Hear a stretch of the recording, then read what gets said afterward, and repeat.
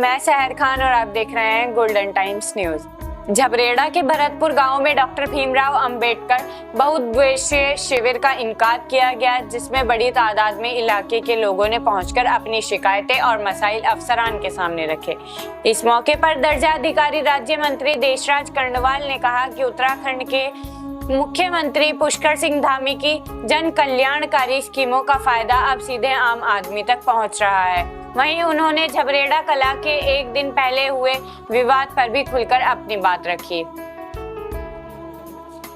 भरतपुर गांव में लगाए गए डॉक्टर भीमराव अंबेडकर बहुउद्देशीय शिविर में सुबह से ही लोगों की भारी भीड़ देखने को मिली। शिविर में राजस्व विभाग, समाज कल्याण विभाग, बिजली विभाग, स्वास्थ्य विभाग, पूर्ति विभाग समेत कई सरकारी महकमों के अफसर और कर्मचारी मौजूद रहे।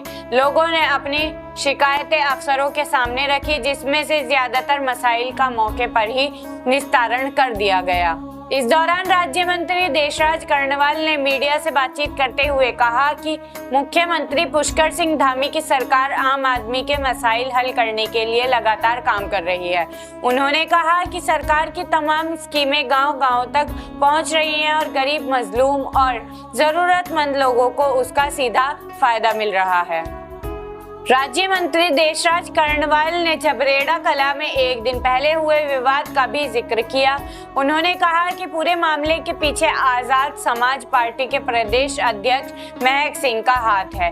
कर्णवाल ने इल्जाम लगाया कि उनके इशारों पर ही हंगामा किया गया और उनके साथ साथ उनकी पत्नी के साथ भी धक्का मुक्की की गई।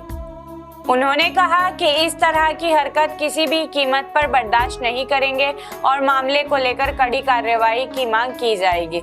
साथ ही उन्होंने कहा कि लोकतंत्र में हर किसी को अपनी बात रखने का हक है, लेकिन कानून हाथ में लेने की इजाजत किसी को नहीं दी जाती। कि सौरभ का फोन आया था और उसने मुझे पूछा कि सरकार से मैं जवाब तलब करता हूँ, और उसने ये भी कहा कि मेरे ड्राइवरों ने पीटा। क्या आप लोग यकीन कर सकते हैं मेरे प्यारे बच्चों, ये जो ड्राइवर यहाँ पे प्रचार करता फिर रहा था, क्या ये किसी गांव के आदमी को पीट सकता है?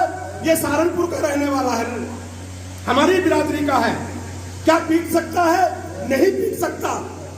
इसको जब पीटा गया, मेरी पत्नी को मेरे साथ भी हाथापाई की गई, और जब आज कल मुझे किसी ने भेजा वही गांव के आदमी ने कि देखो ये किस तरह से रिवॉल्वर लिए हुए, दिखाना उसको, रिवॉल्वर लिए हुए, वो फोटो उसका है, रिवॉल्वर ले रहा और गोली ले रहा हाथ में। क्या ये तैयार कराना चाहता है भीम आर्मी का महक सिंह? बच्चों को आतंकी बनाना चाहता है, उनके हाथ में कट्टे और गोली देना चाहता है। मुझे गर्व है अपने समाज पर। मेरे समाज के लोग मेरी गर्दन भी मांगेंगे, खून का एक एक बूंद समाज के लिए दूंगा, सब समाज के लिए दूंगा, लेकिन जुर्म भी नहीं सहूंगा। ये मेरे बिरादरी के सब लोग आप बैठे हैं, दिखाना है। देखो यही लड़का है, वो झगड़े में भी दिख रहा है, देखो कैसे रिवॉल्वर और गोली ले हुए, रिवॉल्वर, देसी कट्टा, फर्जी कट्टा, ये सप्लाई कर रहा है महक सिंह। ये इन बच्चों को आतंकी बनाना चाहता है, इन बच्चों को आपराधिक बनाना चाहता है।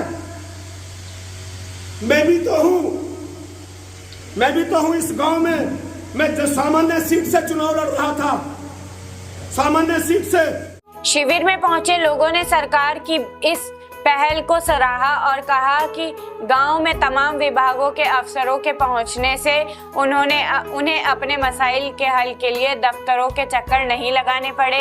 कई लोगों की शिकायतों का तुरंत हल होने पर लोगों ने खुशी का इजहार भी किया।